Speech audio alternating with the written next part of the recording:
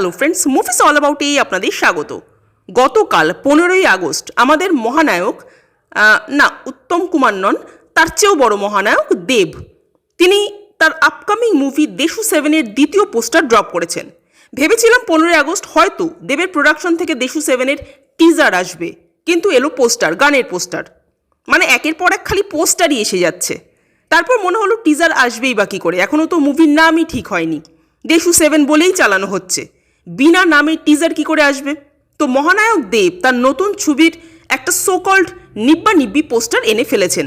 যে পোস্টারের দৃশ্য আমরা বহুকাল আগে দেব শুভশ্রীরই প্রথম ছবি চ্যালেঞ্জে দেখেছিলাম। অর্থাৎ দেব নিজের ছবিকেই নিজের ট্রিবিউট দিচ্ছেন, এবং শুধু তাই নয়, একটা বেশ নিব্বা নিব্বি ক্যাপশনও জুড়ে দেওয়া হয়েছে এর সাথে।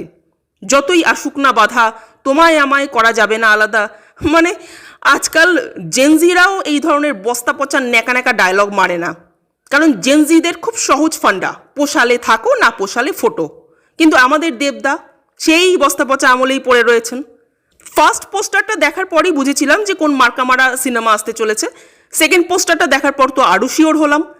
কিন্তু আমি কিন্তু তবুও বিশাল আশাবাদী যে মুভিটা হেভি কিছু হবে, ফাটাফাটি কিছু হবে। মহানায়ক দেব একেবারে পর্দায় আগুন লাগিয়ে দেবেন। তো এবার দেখা যাক যে দেব সত্যি সত্যিই পর্দায় আগুন লাগান, নাকি আমাদের কষ্ট করে উপার্জন করার টাকায় আগুন লাগান, সেটা তো সময়ই বলবে। আপনাদের পোস্টারটা কেমন লাগলো কমেন্ট করে জানাবেন। আর আমাদের ভিডিও ভালো লেগে থাকলে প্লিজ লাইক, শেয়ার ও সাবস্ক্রাইব করতে ভুলবেন না। Thank you.